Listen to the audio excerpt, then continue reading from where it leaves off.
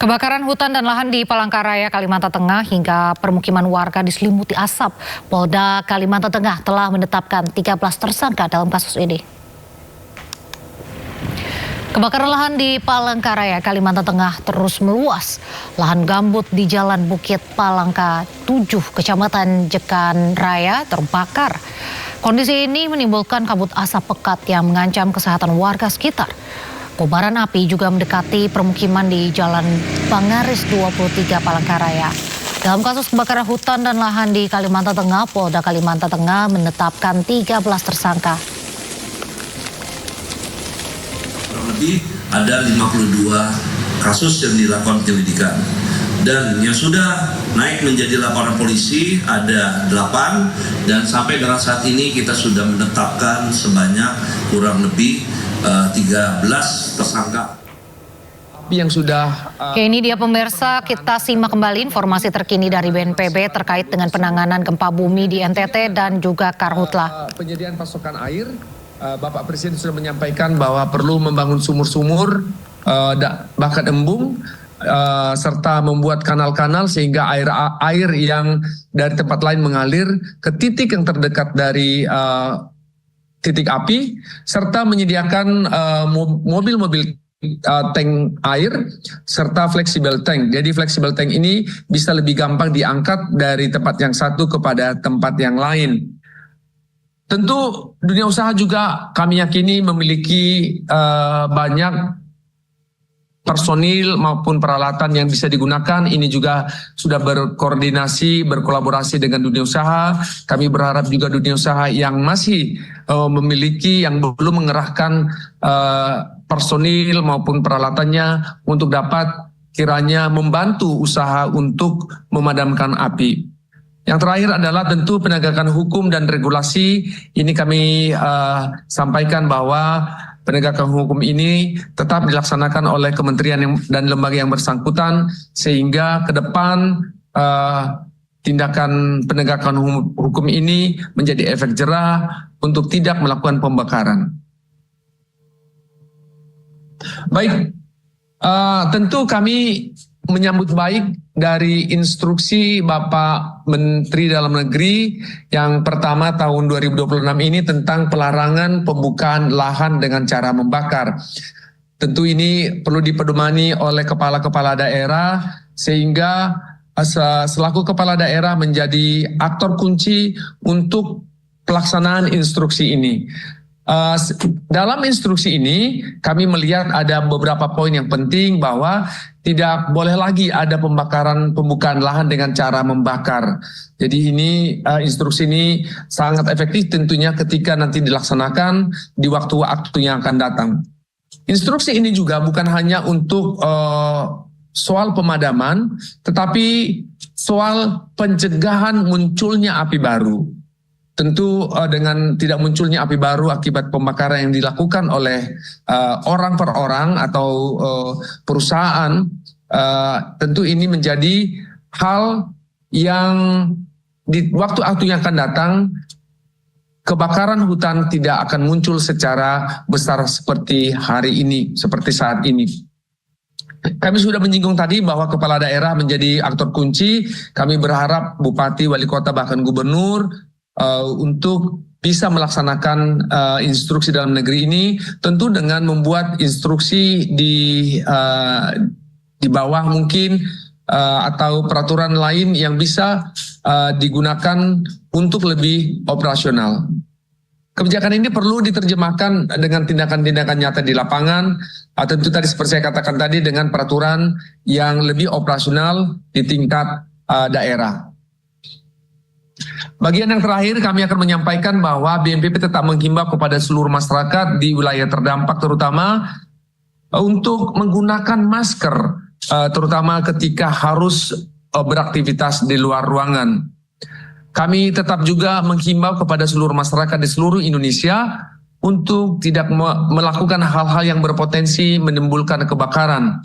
Terutama kita tahu masa El Nino ini sangat panjang, hingga berpotensi sampai di bulan September pertengahan, untuk tidak membakar sampah secara sembarangan dan membuang puntung rokok yang telah digunakan sebelum dibuang, puntung rokok tersebut dipastikan sudah padam apinya.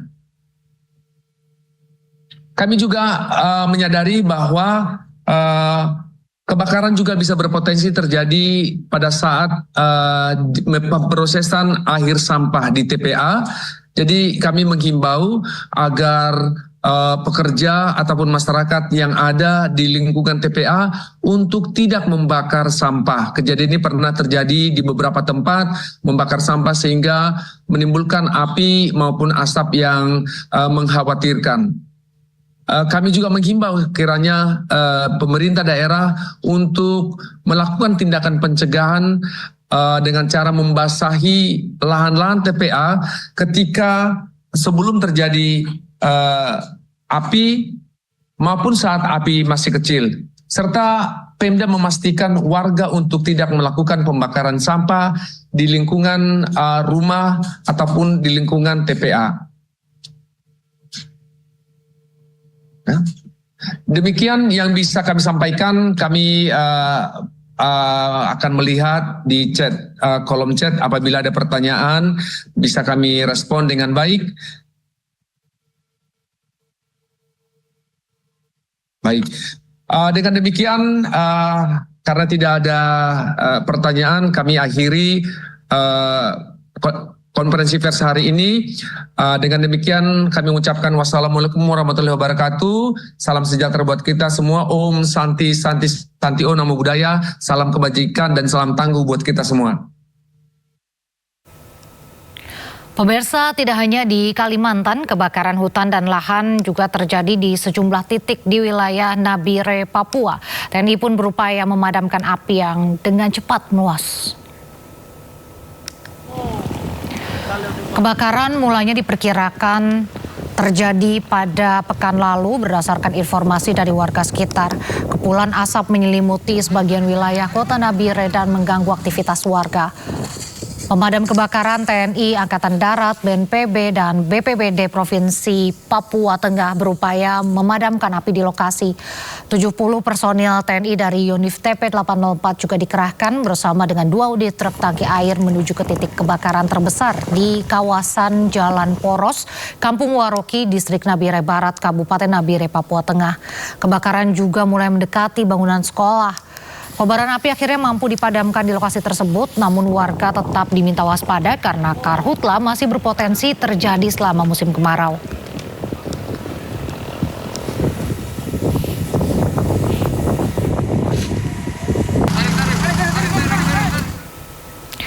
Kebakaran lahan di Taman Nasional Waikambas, Lampung Timur, Lampung belum padam juga.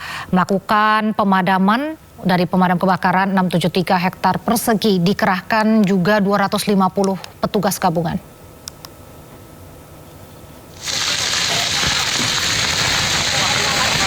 Petugas gabungan masih berjibaku memadamkan api di kawasan Taman Nasional Waikambas, Lampung Timur. Api pertama kali terlihat pada pekan lalu yang kemudian merembet meludeskan lahan seluas 673 hektar persegi. Akses jalan yang sulit dan terbatasnya sumber air menjadi kendala petugas di lapangan. Dugaan sementara kebakaran dipicu aktivitas pemburu liar, namun dugaan tersebut masih didalami polisi.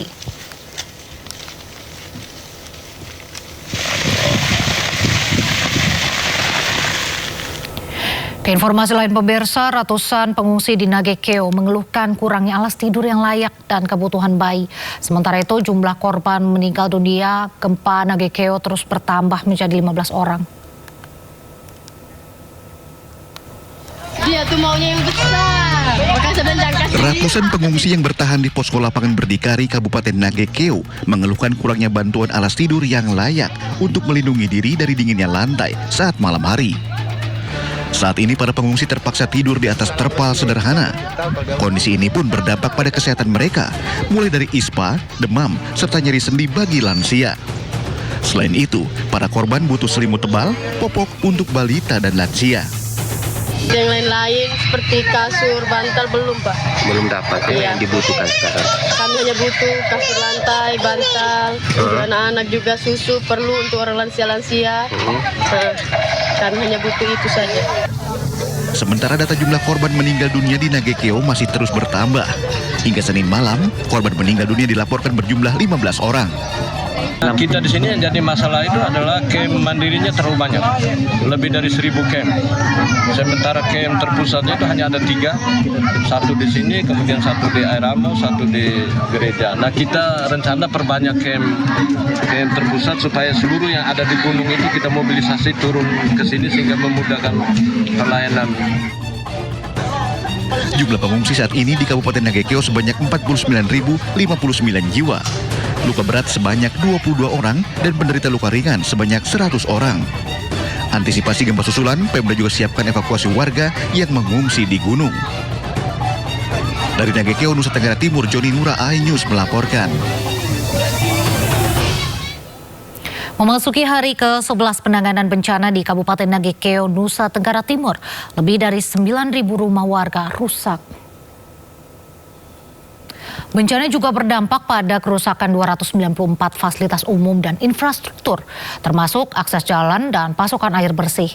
Dari data BPBD tercatat 9.644 rumah warga rusak akibat gempa di Kabupaten Nagekeo. 3.218 rumah diantaranya rusak berat. Sementara kerusakan juga terjadi pada sejumlah fasilitas umum dan infrastruktur.